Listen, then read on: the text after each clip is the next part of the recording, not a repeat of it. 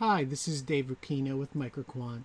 This is the video of the day for Tuesday, August 20th, 2013.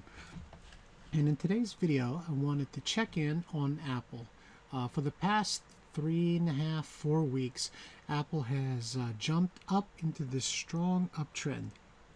Had a lot of good positive news with Carl Icahn and George Soros buying additional shares of Apple. So what we've seen is a lot of bullish momentum, especially in the last week.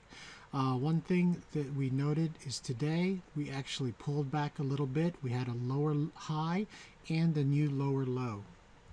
Now the question is, if Apple does pull back, what kind of pullback levels are we looking for? The one thing to also note, we do have these existing trend lines, this 484.94 and 465.92 and 457.10 that correspond with some previous highs going back in Apple's history.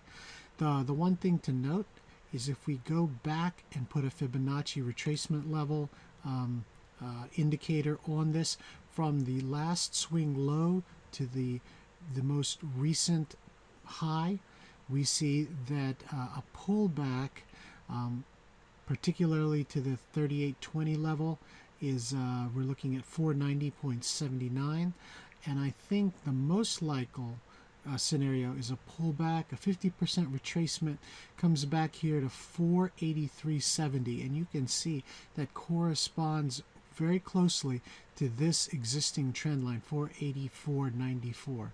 So really have a couple of different levels. Not only is it a 50% retracement, but also a trend line support.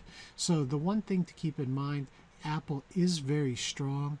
It may not even pull back to the 50% level, but if it does, this 484.94 level or plus or minus $1 seems to be a very convenient support level pullback, and then from there Apple can continue going higher.